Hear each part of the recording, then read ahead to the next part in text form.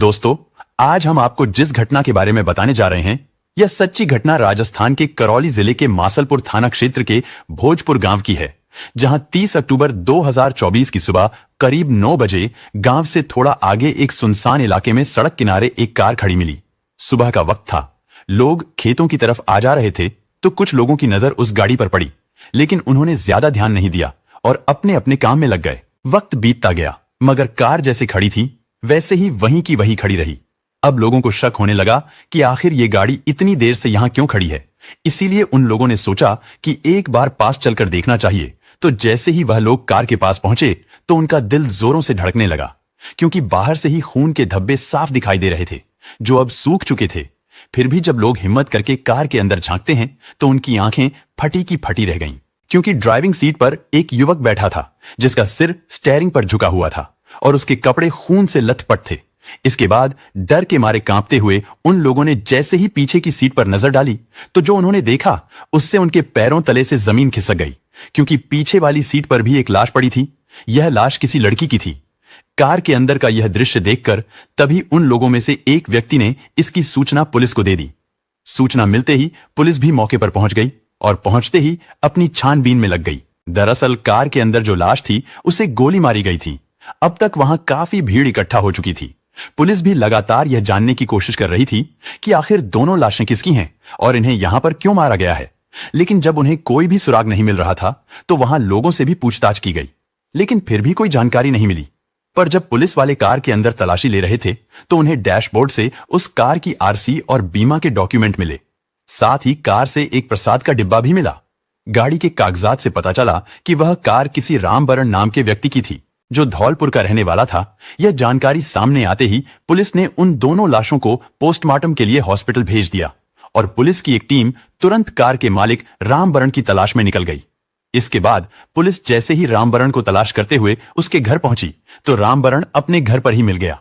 Police ने उससे पूछताछ की तो उसने बताया कि उसकी गाड़ी उसका भांजा विकास लेकर गया था, जो अपनी पत्नी दीक्षा के साथ करौली माता के दर्शन करने निकला था। अब पुलिस के लिए यह मामला और भी पेचीदा हो गया कि जिन दो लाशों की पहचान नहीं हो रही थी वह असल में विकास और उसकी पत्नी दीक्षा की थी। पुलिस ने यह सूचना विकास के घर वालों को भी दे दी। विकास के घर यह सूचना मिलते ही वहां मातम पसर गया। लेकिन जांच का सबसे बड़ा सवाल अभी भी बरकरार था कि अगर ये दोनों मंदिर दर्शन के लिए गए थे तो उनकी हत्या किसने और क्यों की। पुलिस ने इस बारे में घर वालों से पूछताछ की, लेकिन किसी को भी किसी पर शक नहीं था और ना ही परिवार में कोई दुश्मनी की बात सामने आई। अब पुलिस को किसी और सुराग की तलाश थी जिससे इस दोहरे हत्याकांड का सच सामने आ सके। पूछताछ में यह भी पता चला कि अभी 10 महीने पहले ही विकास और दीक्षा की शादी हुई थी और दोनों काफी खुश थे। अब पुलिस को यहां से कोई खास सुराग नहीं मिले थे, तो पुलिस ने करौली माता के मंदिर से ही छानबीन करने का फैसला किया। इतना ही नहीं, बल्कि विकास और दीक्षा के मोबाइल की सीडीआर भी निकलवाई गई। साथ ही करौली पुलिस ने 100 से अधिक सीसीटीवी कैमरे खंगाले तो सीसीटीवी कैमरे में पति पत्नी के साथ एक और युवक भी दिखाई दिया, जिसकी पहचान गांव ईट के धौलपुर निवासी चमन खान के रूप में हुई। इस पर परिजनों ने पुलिस को बताया कि चमन 3-4 दिन से उनके घर पर रह रहा था और वह विकास को कार चलाना सिखा रहा था। अब पुलिस चमन को उठाती है और पुलिस चमन से पूछताछ करती है तो पहले तो वह इधर उधर की बातों में उलझाने लगा, यानी वह किसी भी सवाल का जवाब ठीक से नहीं दे रहा था, क्योंकि वह विकास और दीक्षा के साथ में ही गया था और विकास को ड्राइविंग नहीं आती थी। इसलिए जब उससे कड़ाई से पूछताछ की गई तो वह टूट गया और उसने जो हत्या का कारण बताया उसे सुनकर सब हैरान रह गए। उसने बताया कि उसने और विकास के मामा रामबरण ने मिलकर उन दोनों की हत्या की थी। फिर पुलिस ने विकास के मामा रामबरण को हिरासत में ले लिया। जब उससे कड़ाई से पूछताछ की गई तो उसने जो खुलासा किया वह और भी हैरान कर देने वाला था।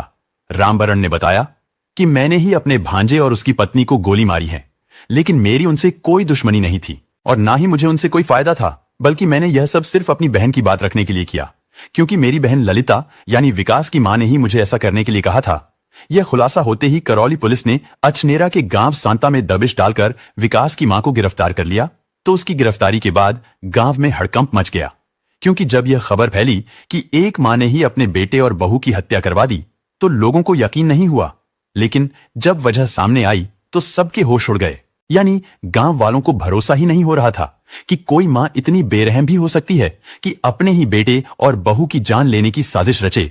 खैर, इसके बाद जब पुलिस ने ललिता से पूछताछ की तो पूछताछ में मां ललिता ने अपना जुर्म स्वीकार कर लिया।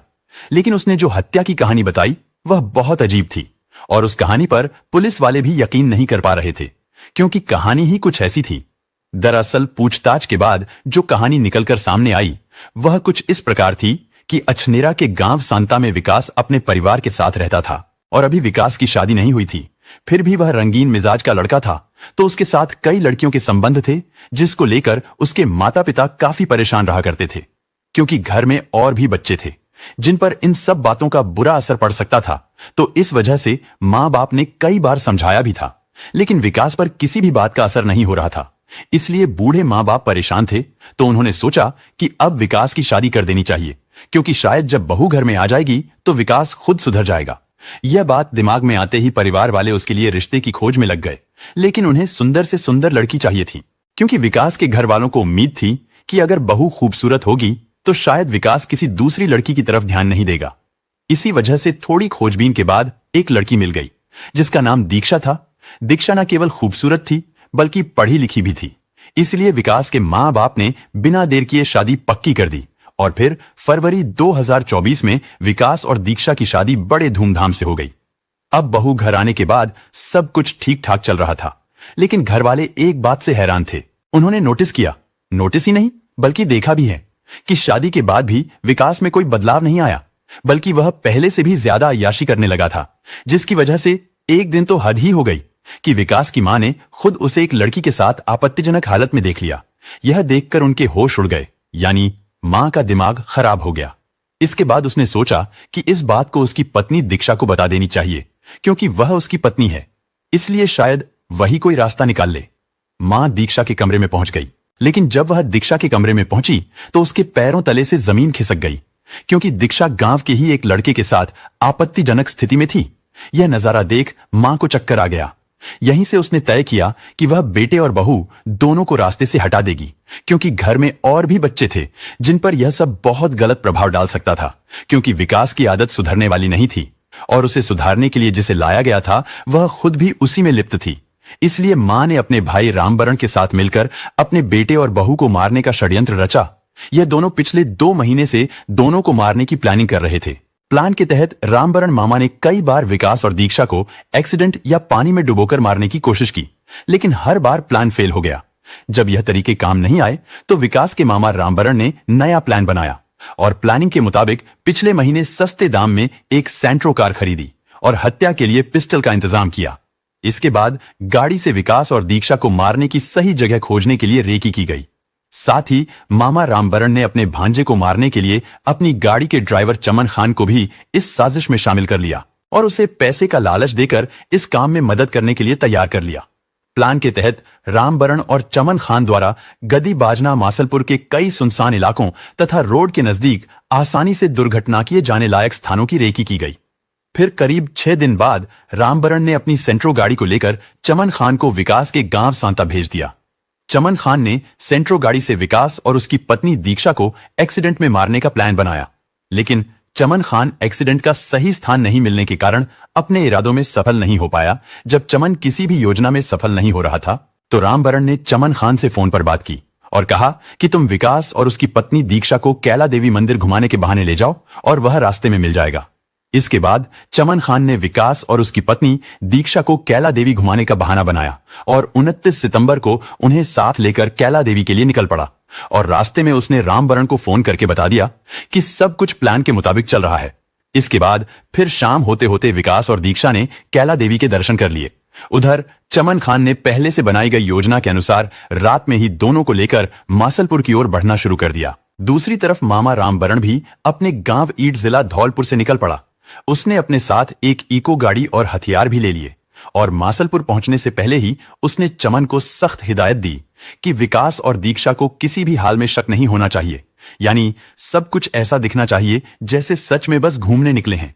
अब हत्यारा मामा रामबरण मासलपुर कस्बा से थोड़ा आगे पड़ रहे मोड़ के पास एक इको गाड़ी को लेकर खड़ा हुआ मिला और वहां आरोपी चमन खान को गाड़ी रोककर अपनी इको गाड़ी के पास बुलाया और एक कट्टा और कारतूस दिए।